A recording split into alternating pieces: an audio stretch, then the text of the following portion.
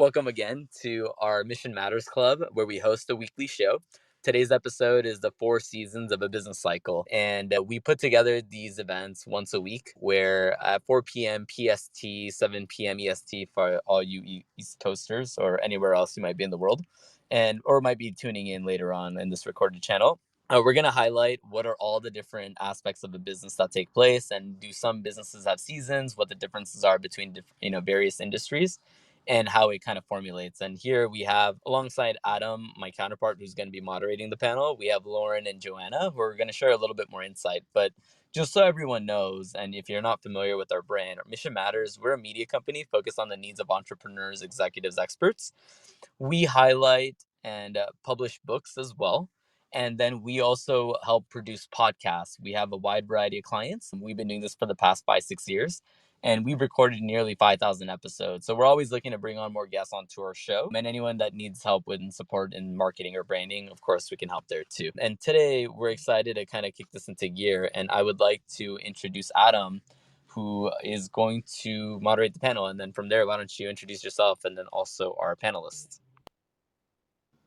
All right. So thank you, Chirag, for putting this together for us, of course. Always fun to get together. I know we had a little bit of a hiatus and kind of the rhythm of getting these going. But since then, I know I've seen some of the upcoming programming and scheduling you have going. So, I mean, really great job there. I know this stuff's not easy. So normally how we start these off, and just to remind everybody that we are recording this will be on our website, so on missionmatters.com. In addition to that, we'll be posting it on social media. So your LinkedIn, Instagram, Facebook, Twitter, you name it, it'll be all over the place. So let's have some fun. We'll start off just by kind of going around and maybe have everybody introduce themselves and give a little bit about their background. So Joanna, maybe not to put you on the spot, but maybe ladies first here. Absolutely. So I am Joanna Pineda. I'm CEO and Chief Troublemaker at Matrix Group International. We're a digital agency and we help organizations through web, mobile, social, and virtual and hybrid meetings increase their customers and increase revenue. Fantastic. Always love that title, Chief Troublemaker. Come on, Chirag, why don't we have cool titles like that, huh? Hey, you guys should have. I have great titles at my organization, by the way. Like, if you ever want to know, like my husband, who's also my CTO, he is the VP of Engineering and the Shogun of Lunch. This guy goes to lunch every day. My VP of Operations is the Empress of Resources, Oh my gosh. and my QA person is a bug zapper. One of my senior developers, who works with a lot of open source tools, he is a penguin tamer. So there is no reason to not have fun with your Oh, I title. love that. Oh, it's so good. Well, thank you. And That's amazing. what would I call Chirag? We call Chirago from Chicago. I don't even know. Oh, sorry. I'll help you come up with some fun titles. We'll do some brainstorming sometime. You need a beer, though. Needed. I'm in. Count us. All right, wonderful. Well, thank you, and great to have you, and excited to get your input, obviously, on the topic. And Lorin, let's have you go next, please. So great to see you. Great to hear from you again. Yes, hello, I'm Lorin Young, and I'm a business scientist here at Business CPR. Our focus is about helping business owners and management teams solve some of the most common and yet stressful problems that they encounter. And our focus is on about helping them better manage their cash flow from profits so that they make more money with less stress. Yeah, when I saw this topic, Lorin, and then I saw you on here, I'm like, oh, glad we got Lorin on. Glad we have Lorin on the line on this one, because just your expertise in what you're doing. You're working with businesses about the seasons and the different points that they're at their businesses every day, and maybe just a little bit about your background on here too, just so that because this is recorded, and I want people to understand where your advice is coming from and exactly kind of what you do. Mm-hmm. Okay, thank you. So I'm a retired Fortune 100 executive. So I worked for two Fortune 100 companies. The first one was part of their sales and marketing, and the second one I was in a series of corporate staff roles that ultimately led to me retiring as a VP of marketing and sales. And what I came to appreciate about those corporate years led me to own my own business where I took the opportunity to apply some of the things that were a little harder to do in corporate America into my small business. Had the opportunity to sell that to another Fortune 100 company, and have now focused on what I like to consider the science of business. This is really where my passion is. It's about simplifying what others tend to complicate, and there's some things about rhythm that I really like. And so that's why I wanted to sign up for this one, Adam and Schrock, because there's life's a lot easier when you put some rhythm to it. Well said. And for all the entrepreneurs that are watching this and they know, like, I feel like many times the roller coaster, we use it, you hear that analogy, right? Like being an entrepreneur is like being on a roller coaster. You have the ups, the downs, and everything in between. So when we talk about the rhythm of it and being able to, I mean, it's possible to smooth these things out and to have a more manageable business. Am I off on that? Oh, and one quick thing note on this too, because Joanna and Lauren, I know we've all worked with each other before. This is more like, this isn't an interview style. This is more just fireside chat. So we're all Discussion. talking. So All anybody right.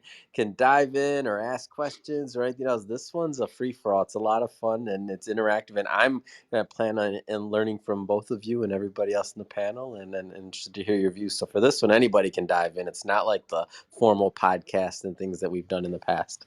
Yeah, I'll start. I think every business has seasons and a cycle. And I know that when I'm working with clients, I don't always assume that their cycles are the same as ours. So here's an example.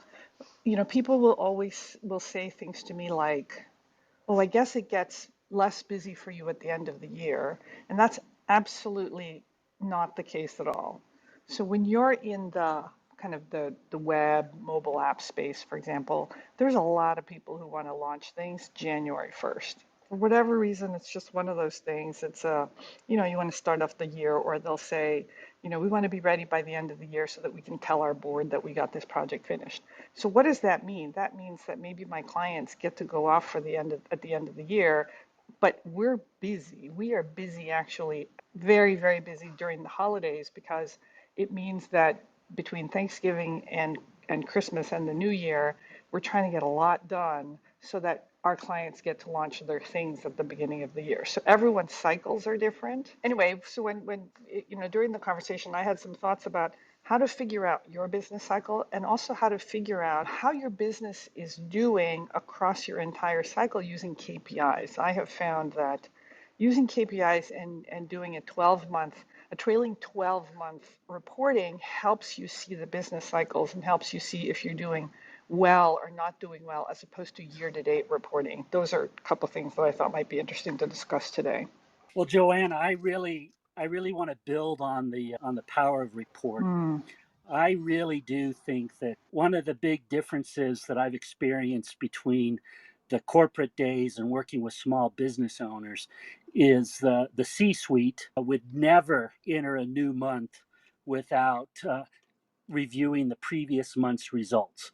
In other words, they're going to dive into what the business is telling them about sales, about operations and profits, and they're going to utilize the reports that come out of their financial systems to help them appreciate what's working well and where's the business getting stuck, so that they know where they need to intervene. Whereas small business owners, some of them, they will never look at what their financial statements are telling them.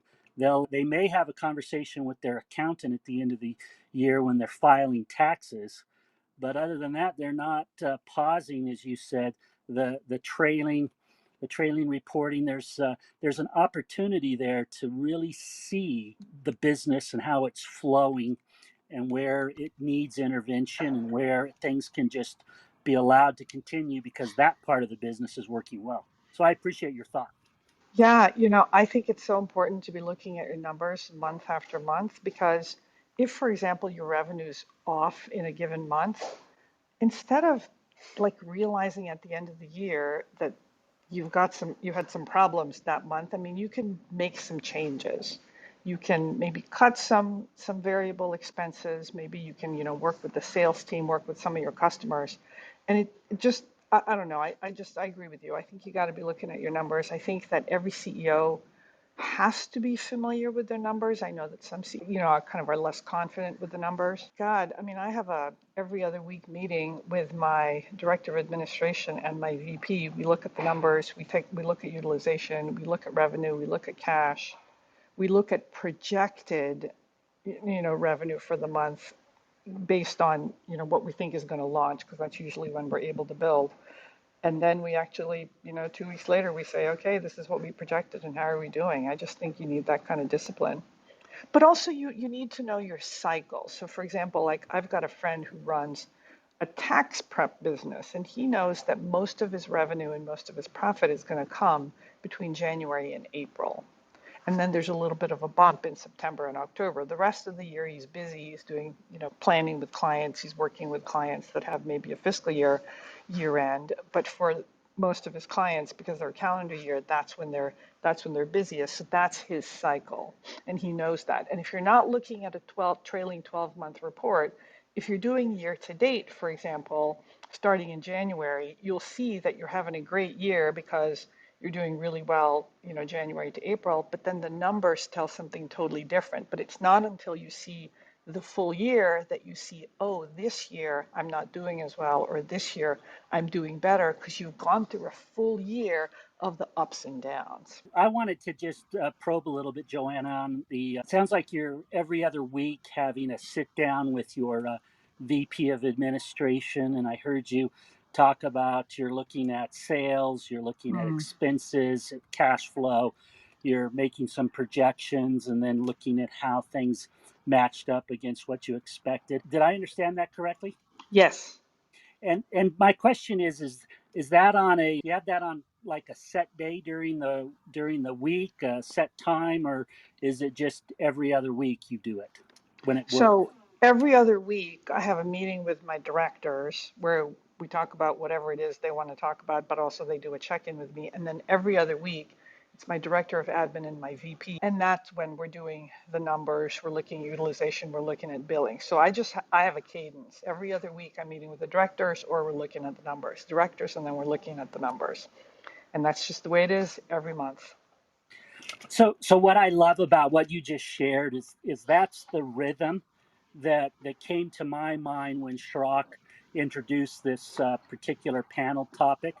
Is I find that when you put a little rhythm into your week, your month, and your quarter, things go better. In other words, there's certain things that you're going to do early in the week. There's certain things you're going to do early in a month. And what I love about what you just shared is the recognition that having those conversations with the directors on what they're getting done and where they need help, and then looking at the numbers, that's the type of rhythm I think about. I do recognize, as in your example, that there are a number of businesses that have a very high seasonality to them, but I also think that there's an opportunity with every business to put a little rhythm into the routines of the business. One of the things when I go to a sporting event, when I go to watch a professional athlete, doesn't matter what their sport is, I like to show up a little early because there's always some really fascinating pregame rituals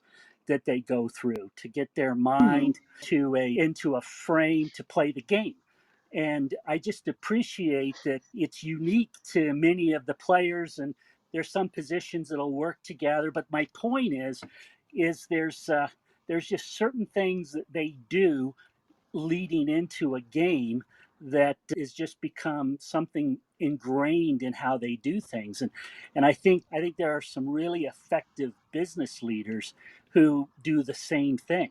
In fact, I noticed one of the things that stood out with Adam is I talked to him a little bit about how he utilizes Calendly to schedule his calendar, and I really liked how he pointed out there are certain types of meetings that he blocks for certain times of the day, and he limits certain conversations to one a day type thing. And that to me is part of this rhythm. It's positioning you to do your best work, and knowing when that is a big part of having less stress in life.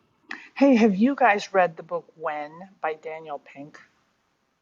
No, I haven't. Oh my God. Joanna, you were the one. I keep forgetting who I was supposed to call back, but that gave me the David Allen recommendation. Am I Getting correct? things done. I've Yes. been Have I've you been started listening it? to it. I know, of course, I don't lie. I'm not saying you said I lied, but I mean I wouldn't lie to you. If I wasn't gonna do it, I wouldn't tell you. I did. I got it. I downloaded it, and I've been working through it. I just got over a little bout of COVID. So I'm all good. Everything's fine. But I so that Good. derailed me for a couple of days. But no, I've been going through it like systematically, and I love it. I kept on like COVID threw me a little off, so I didn't.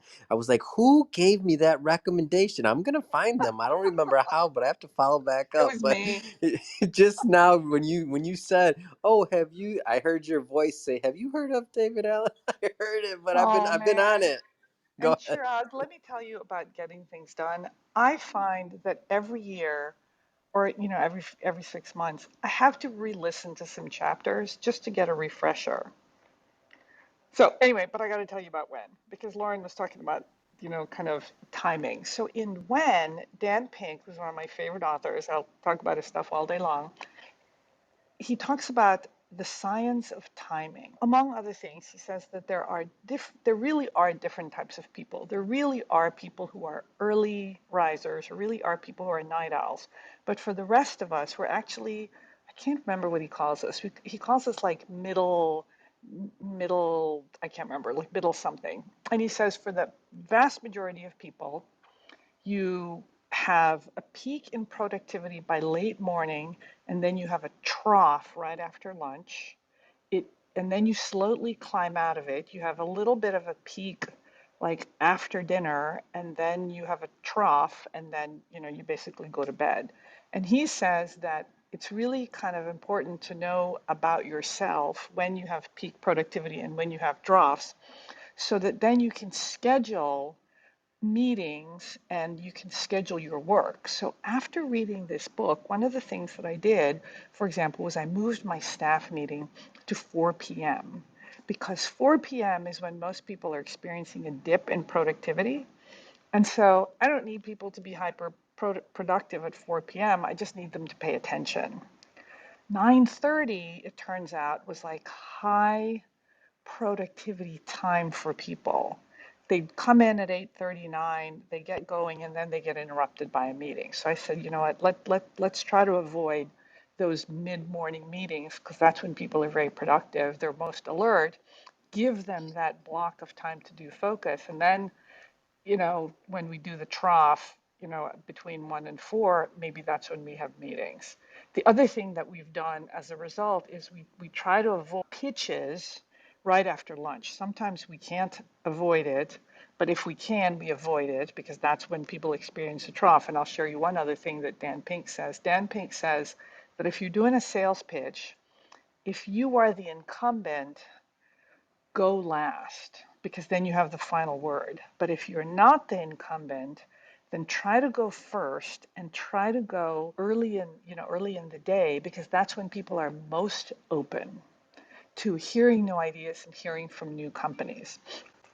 eh, you know, it's based on science. Can't tell you, definitively if it's worked out for us, but there's a cycle and there's a rhythm to people's lives. He says things like, don't schedule a colonoscopy late in the day because doctors find fewer polyps. Make sure that you're first thing in the morning.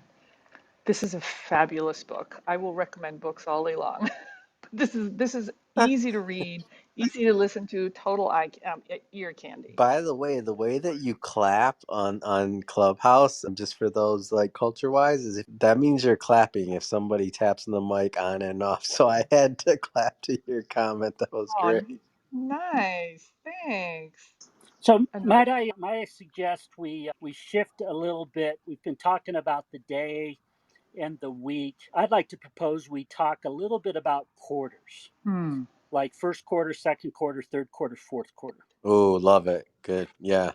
So one of the things that really stood out to me during my corporate years was the quarter we were in affected the type of information that the top of the house was looking for, and it was those that had more success working in these large corporations understood what was expected in these quarters, particularly the third quarter when it came to starting to prepare for the strategy and the budgets and getting those set up because they were going to get locked down fourth quarter and approved by the board. The thought that I wanted to just seed on behalf of entrepreneurs and executives is the recognition that you really do want to start your first quarter with a plan for profits. In other words, what are your targets? What are you working towards?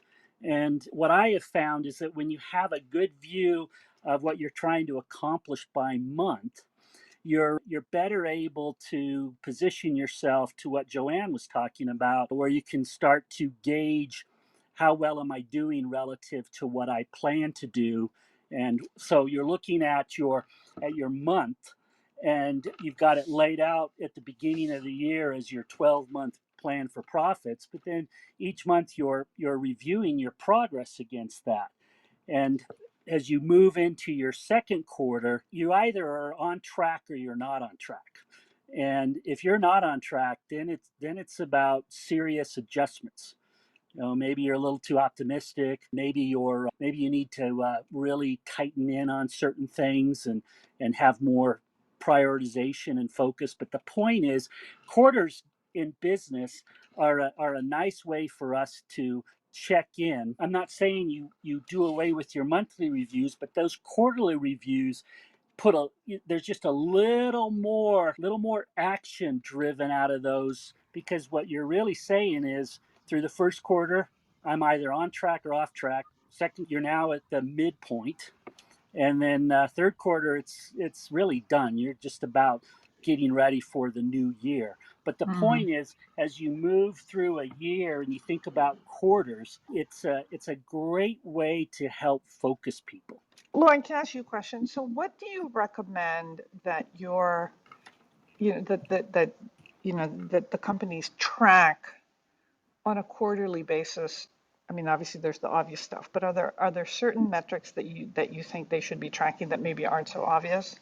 One of the things that so I like to look at three different types of variance reporting. And the variance reporting that you choose to focus on is dependent on the type of business you're in. And so if you're a business that's pretty predictable and have pretty consistent year over year results, then looking at your year over year results on a monthly basis, and then you're looking at a quarterly roll up. And what you're really looking at are your big four numbers, which are sales, gross profit, operating income, and net income. And what you're looking at is how well are you trending in the current year versus the previous year. And those quarterly reviews are where you're really looking at the roll up. In the monthly reviews, what you're looking at The roll is, up how is do you in how do you're this month? doing for the whole year. Yes, how you're tracking. Because one of the most fascinating things to me about Wall Street is is corporations, the big dogs in the corporate world. They're measured by how accurate they are in projecting their earnings per share. And if they miss it by even a few pennies, their stock will get hammered. And but smaller businesses, they don't need to be as worried about it as the corporate executives are at the big ones, but they need to have a sense, because you made a great point earlier. You may have issues that you need to make some changes on. So in other words, if your gross profit is trending down and your sales aren't looking to pick up, then you have a direct cost issue and you need to go after it hard. Otherwise, you're going to find yourself with less and less cash inflow. And so the point is, you're looking at your numbers and you're projecting, what am I expecting it to be? We're not looking for decimal point accuracy, but you should be within, a few grand of where you think you'll be. And if you're missing it by a large amount, then you don't have the pulse on your business that you need to have to be able to make adjustments. Hey, so I got a question about the cycles too, and that is, how do you communicate the cycles to your staff so that they kind of understand the rhythm? So, like in my business, for example, We push, push, push. And then when we don't need to push, obviously you always want to be kind of hard charging and productive, but you gotta not be revving at 120 the whole time, right? Or 180. So I think there's something to that too with the cycle, where you're communicating to your staff that we're in this part of the cycle right now. So kind of get some rest because the next cycle is going to be crazy. What do you all think about that? Well, for me, the thought that came to my mind is it's like driving a vehicle. It's a lot easier when you're following somebody if they use their signals to indicate they're about to slow down and make a turn, or if they're getting ready to merge into your traffic and they're going to signal and say, "I'm coming over." And so when I heard your thought, it was about signaling. And to me, Uh, there's a bit of a story in, and you're using your KPIs to signal where are we in our cycle.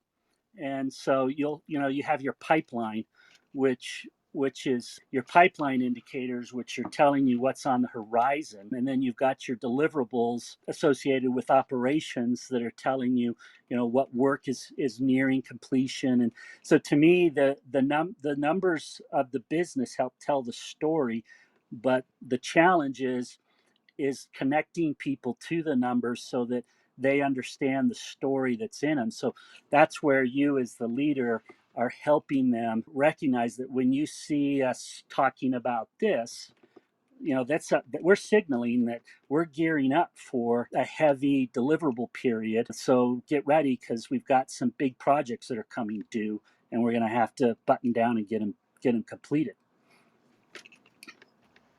yeah, I think that's really important. I mean, if you're in retail, you get ready for the fall and the holiday season, and you spend the summer prepping for it, but then it gets really nuts during the fall and the holiday season. So that's their business cycle. And then there's planning right at the beginning of the year. And so Mm-hmm. I think to your point that, entrepreneurs, business owners really have to understand their cycles so that, I mean, sometimes your cycles dictate how much cash you need. If you know that you're going to have kind of a higher burn rate in the spring because whatever happens in the spring, like I'm sure if you're in the tax prep business, you got to staff up, for the spring, but maybe the rest of the year you're not staffed up quite as much. You got to be ready with that, and you just got to understand the cycles. Well, you have to understand the cycles, and you also have to understand your cash burn rate.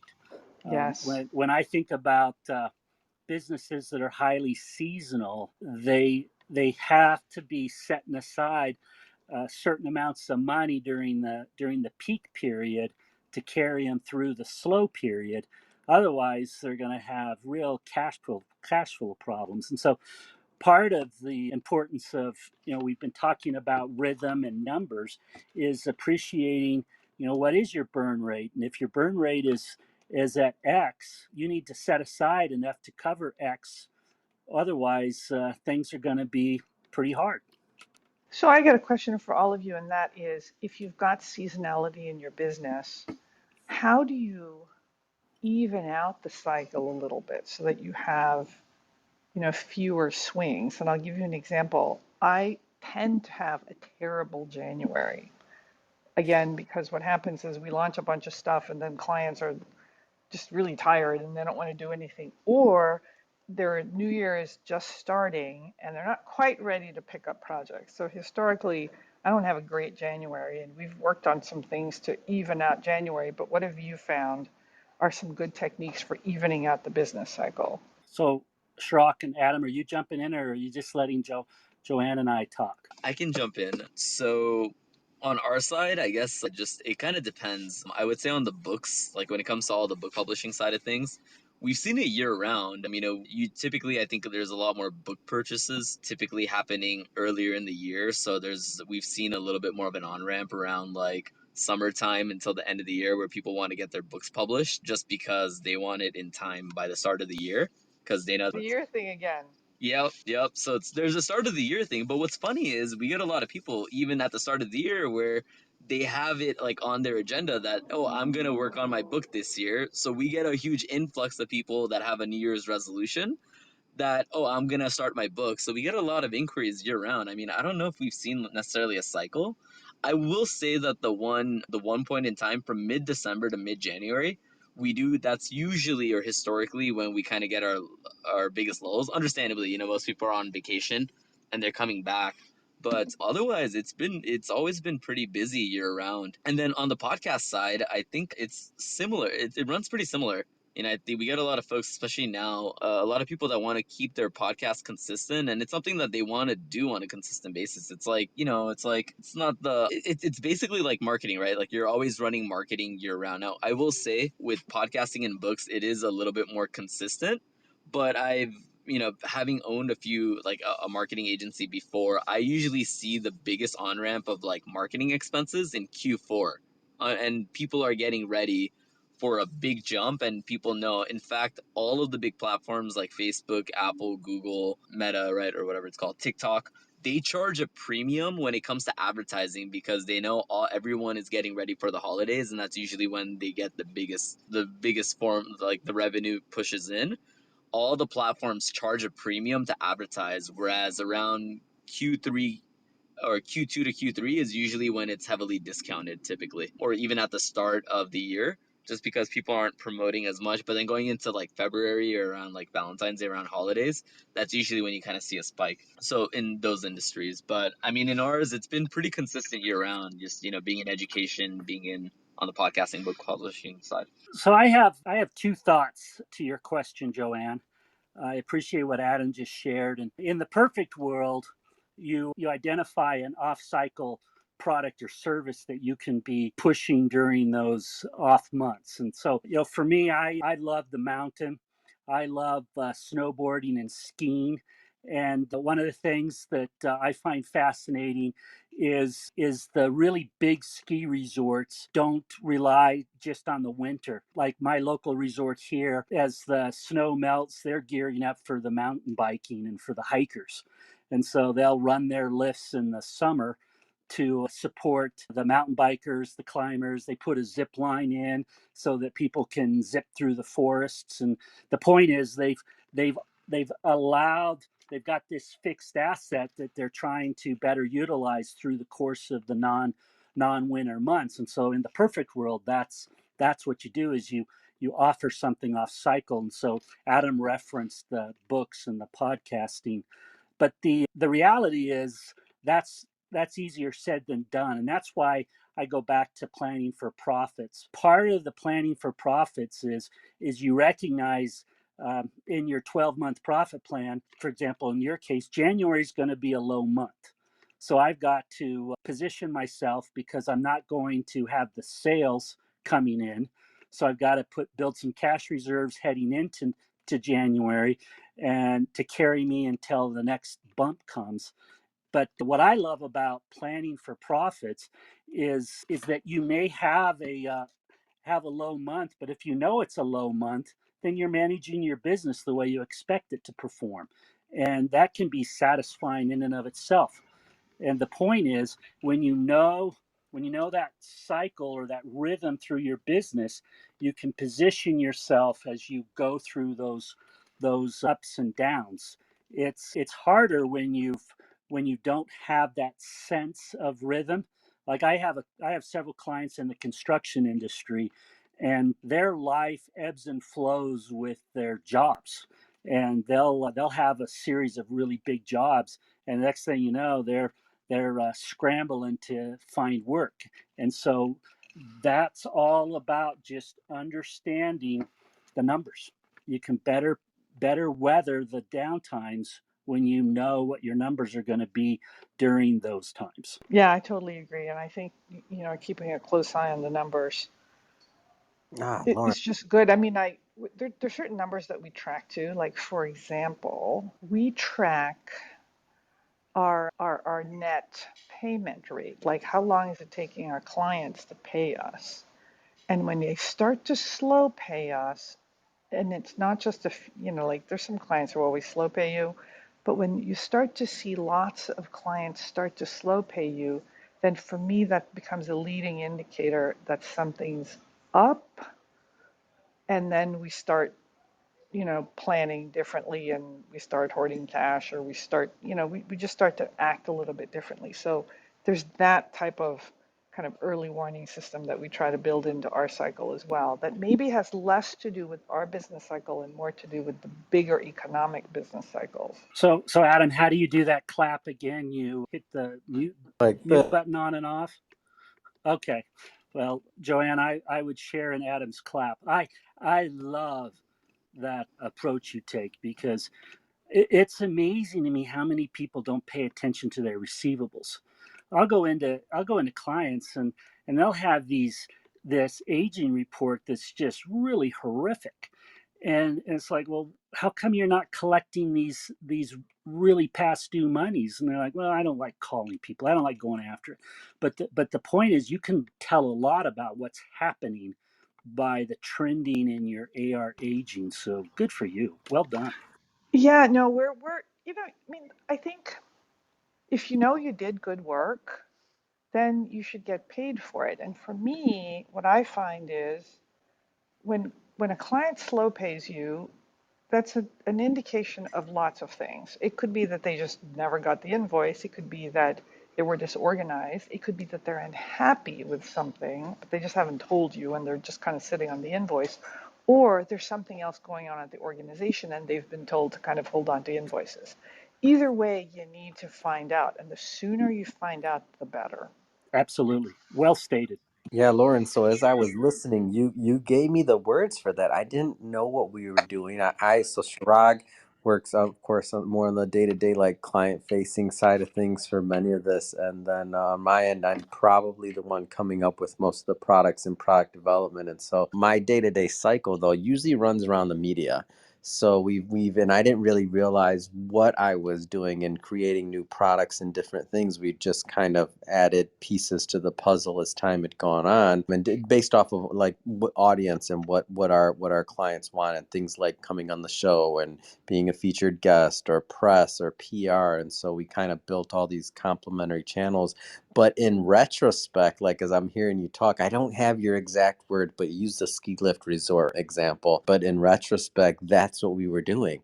Even on designing some of our MRR products or some of the other offerings and things that we did, we realized because when we first started, we were simply, I mean, a high ticket offer type company. But then when COVID hit and when some other things happened, like we then had to start thinking about, okay, well, we can't control the entire system. So even though we have a great product, great audience, a great model that people get value from, we were caught like without the MRR side of things, and we were like, oh, this isn't good long term. So we had to kind of solve that problem, and then after we solved that problem, it then became creating things that were a little bit more seasonal, and maybe they may fluctuate a little bit more, but when they work, they bring in quite a bit in terms of cash that's maybe at a higher margin, but it won't it's not always there. Like it's not what you built a business on, and it's not necessarily stable, but it does kind of fill the need in certain times, and then sometimes it'll just completely dry up, and that's kind of like the media cycle. So for example, when everything's taking place with Russia and we're in war and all these things, like a lot of people don't they're a little bit shy sometimes about getting in front of a camera or doing some other things, just because it's not always it can be tricky on the media cycle side of things, just depending on the temperature and the climate and what's going on. So as I'm listening to this, Lauren, I'm like, oh, that's what we were doing. I didn't have the words or your experience, but I know what we are doing now. So thank you for the education and the schooling. Hey, so I got a completely random question for you guys. So when I Yeah. think about four seasons, I think about how when we think about the four seasons, winter, spring, summer, and fall, we associate the four seasons with different weather, different things happening, different rituals, and different celebrations.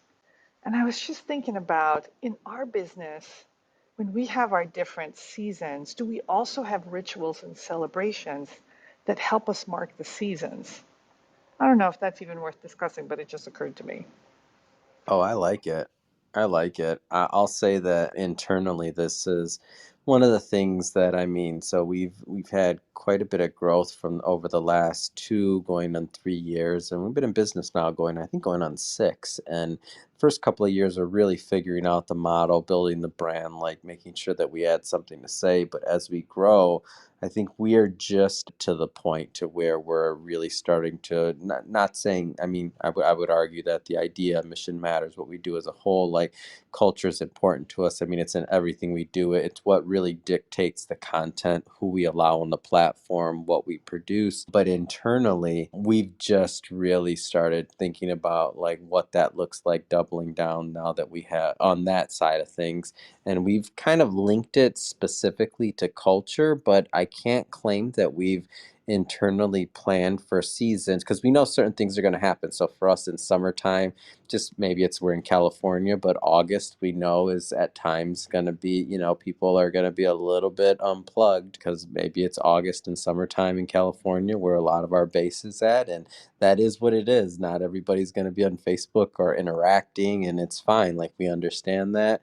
September, people sometimes are getting a little bit more serious, or a lot of people have kids. Like, we know some of those things are going to happen, but we haven't really, I don't know, Chirag, do you have something that we do or that we like plan for specifically other than year end's pretty much a celebration. We're looking back and kind of trying to engage people during the holidays internally and our audience, which that's when I say mean audience, I mean our authors, I mean our podcast show hosts for our network, I mean all of that. It's kind of, there's a thin line or a blurry line there because we're pretty close with our clients and just the community overall. But Shrag, anything come to your mind? I'm curious.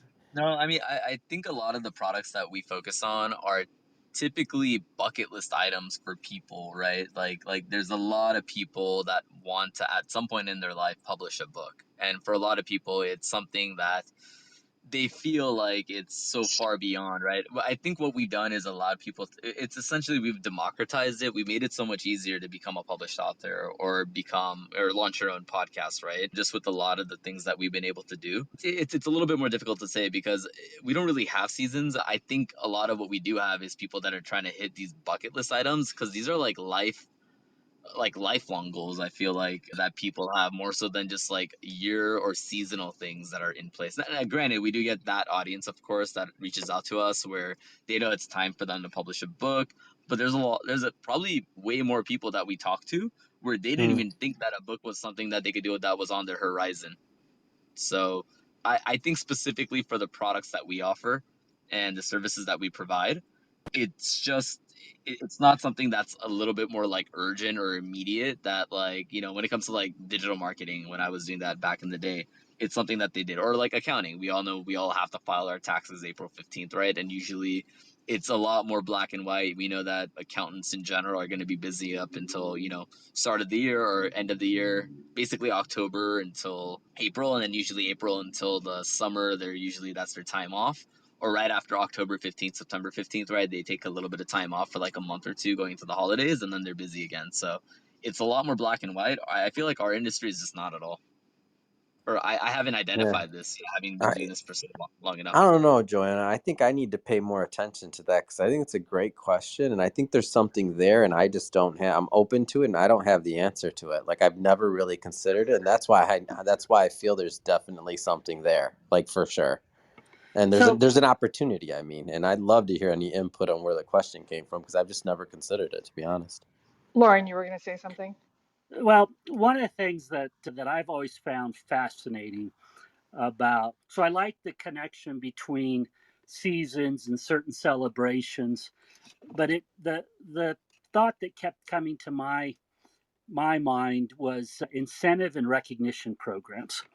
And one of the most ineffective ways of recognizing employees is through the Thanksgiving turkeys or some December oriented holiday event that has nothing to do with the business at all.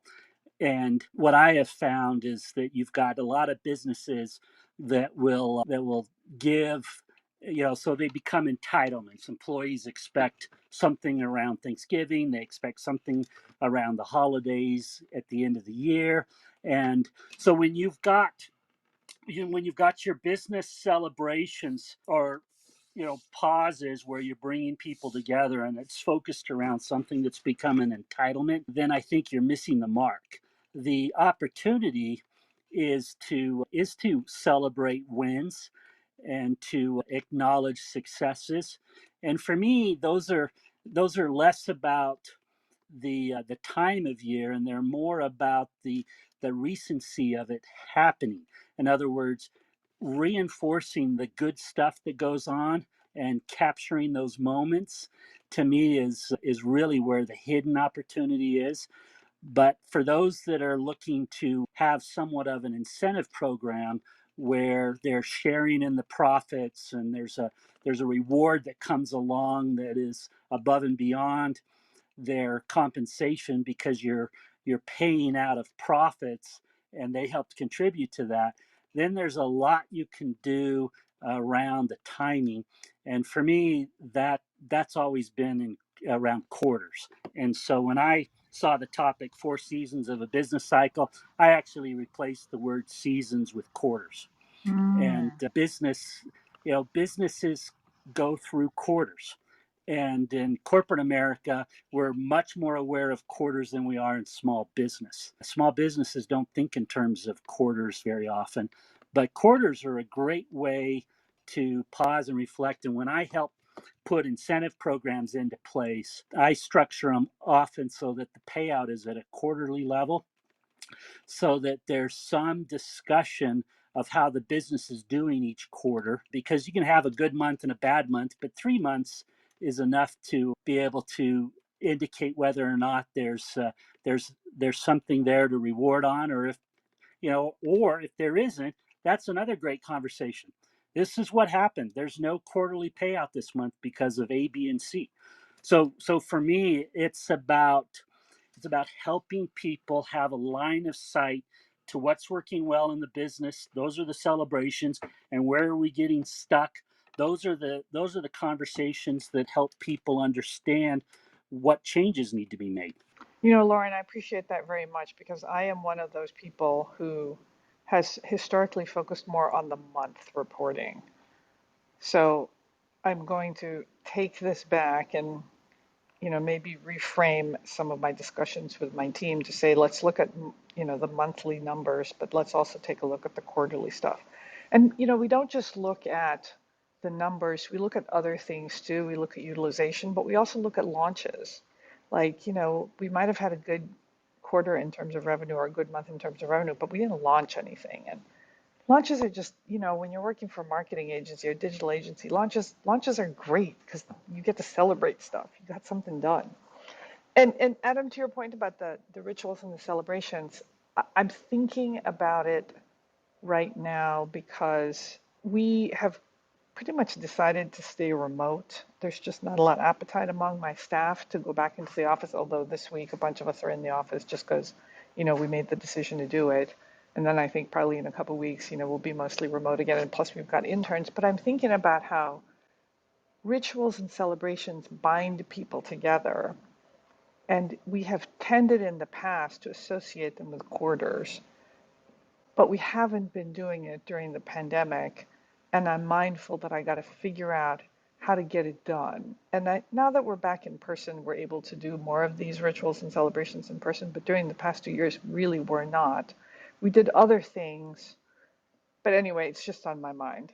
Well, it's on my mind too now. So thank you, Joanna. So, well, this has been great. I don't wanna cut it short, but we normally keep it to about an hour or so, and not cutting it short. But if you have some last words of wisdom, other things anybody wants to say, get out there. I mean, now would probably be a good time to do it. And definitely, I'll just say as well, just Lauren, Joanna, it's been a pleasure having you on. Love to see you in more topics that you want to participate in, because I sure learned a lot from you both. And every single time we do one of these, like, I know I get something from it. I hope everybody that participates does as well. But I got my takeaway. We got to kind of go to the drawing board on this seasonality thing. So anyway, any comments or last comments or anything? Not cutting everybody off, but just letting everybody know the time. That's all.